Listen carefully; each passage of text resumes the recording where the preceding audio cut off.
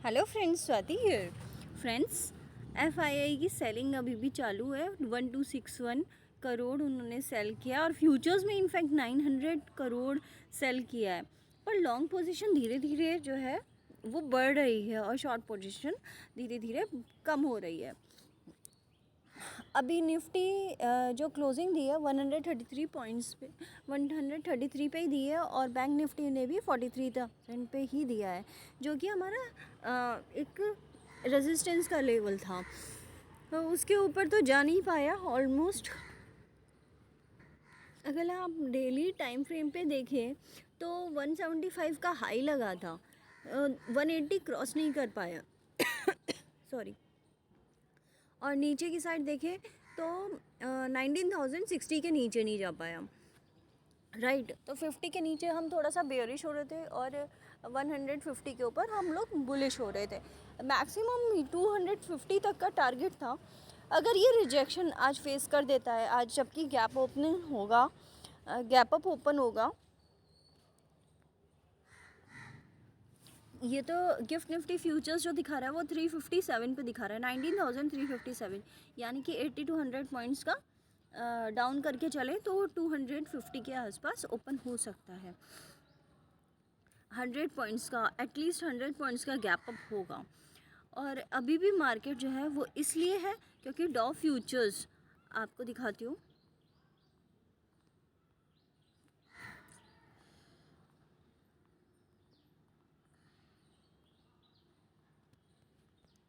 डॉ फ्यूचर्स ने 560 पॉइंट्स पे क्लोजिंग दी है अप पे, और नस्दाक ने भी 230 पॉइंट्स अप पे क्लोजिंग दी है। विक्स 15 के पास आ गया, 16 के काफ़ी नीचे आ गया है। और फ्यूचर्स में भी देखें तो 40 से 50 पॉइंट्स प्लस में ही चल रहा है मार्केट। सारे मार्केट्स ग्रीन में हैं। तो ये क्या ट्रैप है या दिवाली बोनस मिल रहा है?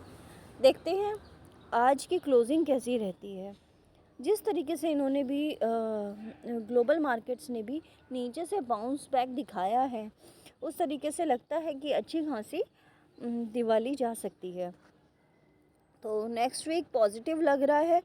इस पे 250 फ्यूचर्स में 250 पे ही क्लोज़ हुआ था और अभी आपको 350 के आसपास दिखा रहा है। तो हम लोग गैप अप ओपन होंगे ऑलमोस्ट 250 के अराउंड।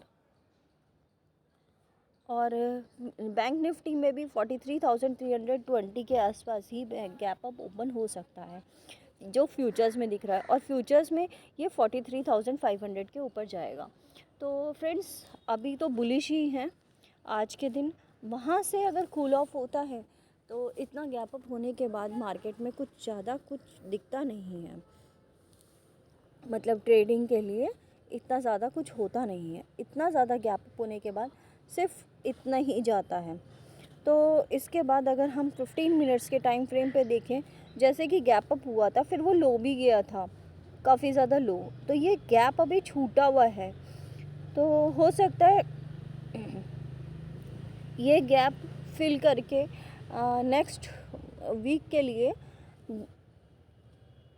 नेक्स्ट वीक में तो थोड़ा मुझे बुलिश ही दिख रहा है, जैसे कि डेली टाइम फ्रेम पे दिख रहा है। अगर वो रिजेक्शन फेस कर लेता है ये 250 का, अगर वापस से 250 के नीचे स्लाइड होने लगता है तो वो 100 का एक 19,050 का जो सपोर्ट बना हुआ है फ़िलहाल के लिए, वो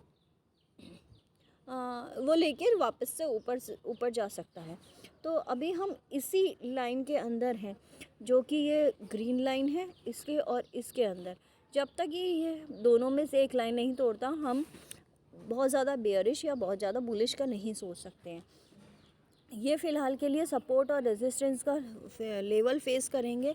250 के ऊपर ही अगर खुलता है मार्केट तो आपको 19,500 तक आराम से जा सकता है, जो कि मैंने कल वीडियो में भी बताया था आपको। तो ये तो हो गया निफ्टी का लेवल। अब बैंक निफ्टी का लेवल अगर हम देखें तो 43,500 का जो रेजिस्टेंस है एक छोटा सा, वो फेस कर लेता है तो हम 44,000 तक वापस से आ सकते हैं।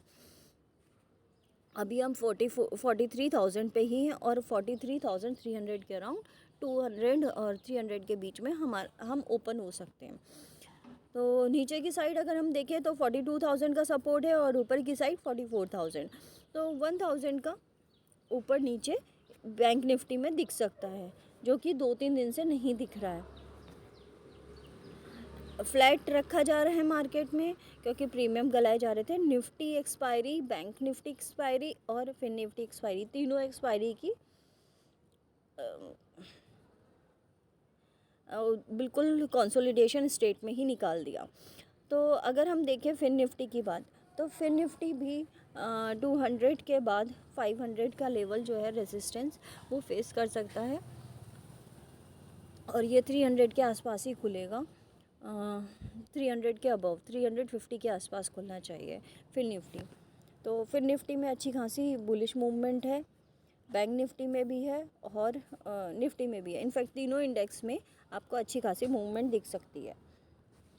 अगर हम कमोडिटीज़ देखें, कमोडिटीज़ में गोल्ड और सिल्वर 190 के ऊपर ही है, बट फिर भी इतना ज़्यादा ऊपर नहीं है, 93 ही पहुंचा है और ये फ्यूचर्स में है फ्रेंड्स। सिल्वर में 22.8 है।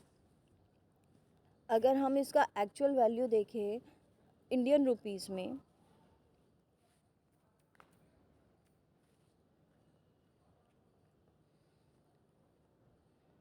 इसने जो क्लोजिंग दी है वो 60,890 पे दी है, जो कि काफ़ी अच्छी रही है।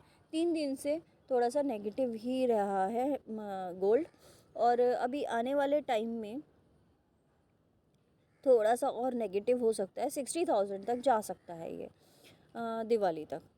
तो 60,000 के नीचे जाएगा तो ही हम थोड़ा सा इसमें गोल्ड और सिल्वर में बियरिश होंगे और अपने मार्केट में बुलिश होंगे। तो फिफ्थ है जिसमें फिफ्थ को संडे रहेगा, तो गोल्ड में आज की जो मूवमेंट होगी वो काफ़ी मायने रखेगी नेक्स्ट वीक के लिए और पूरे महीने के लिए इनफैक्ट गोल्ड की मूवमेंट। तो आप इस पे ध्यान रखिएगा। अगर ये 60,500 के नीचे स्लाइड होता हुआ दिखता है और क्लोजिंग जो है बेसिकली 60,500 के नीचे होती है, तो हम 60,000 तक जा सकते हैं। अदरवाइज़ हम अपसाइड में देखें तो 62,000 का रेजिस्टेंस है, जो कि हम वापस से वहाँ पे मूव हो सकते हैं। ये था गोल्ड का। अब सिल्वर का देखते हैं।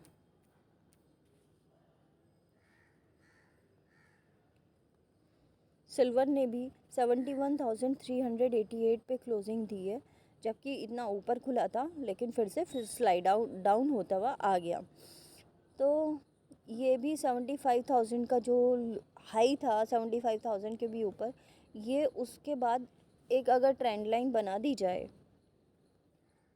इस तरीके की कुछ ट्रेंड लाइन बनेगी जो कि थोड़ा स्लाइड डाउन ही होते हुए दिख रही है, और जो लो है वो काफ़ी लो मारा था और हाई भी थोड़ा नीचे होता जा रहा है इसका। तो हम देखेंगे कि 71,000 के ऊपर से जब तक ये 71,500 के ऊपर ना जाए तब तक हम बुलिश नहीं हो सकते सिल्वर में, और जब तक ये इसी के इसको सपोर्ट करता हुआ सपोर्ट यही लाइन लेता हुआ दिखेगा हमें आगे भी। तो फ़िलहाल सिल्वर और गोल्ड में भी हमने ट्रेंड लाइन बना ली है। करेंसी में ऐसा कुछ खास नहीं है। क्रूड ऑयल ऑलमोस्ट वहीं पर है जहां कल था, और ब्रेंट ऑयल भी वहीं है। INR USD INR पे देखें तो वो उसमें भी कुछ खास नहीं है, इसीलिए बैंक निफ्टी इतना ज़्यादा मूव नहीं कर पा रहा है। अगर बैंक निफ्टी में कुछ भी मूवमेंट आएगी वो सिर्फ USD INR की वजह से आएगी, क्योंकि इतना ज़्यादा खास मूवमेंट नहीं है। ठीक है फ्रेंड्स, और अगर हम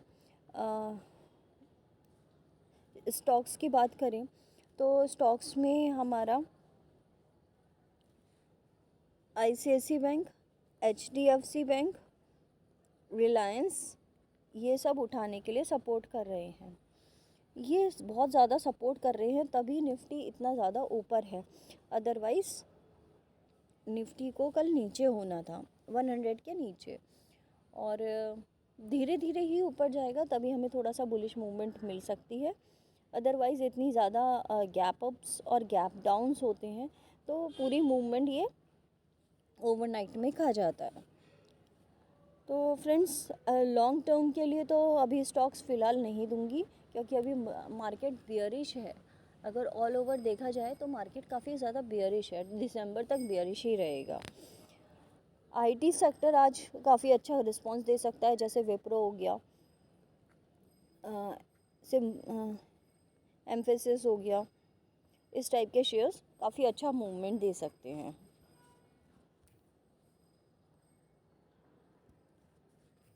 ठीक है friends, thank you so much.